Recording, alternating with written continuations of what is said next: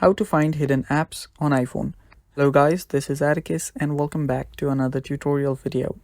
In today's video, I'll teach you guys how you can find hidden apps on iPhone. So without any further ado, let's dive right into it. So the first step is let us hide an app. So let's say I want to hide this Duolingo. So I long press on it, tap on require face ID, and then select hide and require face ID.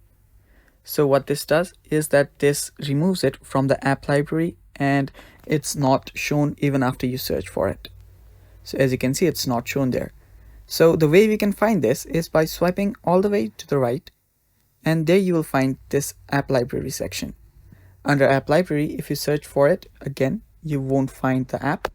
So what you'll have to do is scroll down all the way, and on the bottom right, you'll find a hidden folder. So right there, tap on it. It will require your face ID, and there you'll find the app that you've just hidden. And that's how you find hidden apps on iPhone. Thanks for watching guys. That is all for today's video. Stay tuned for more and bye bye.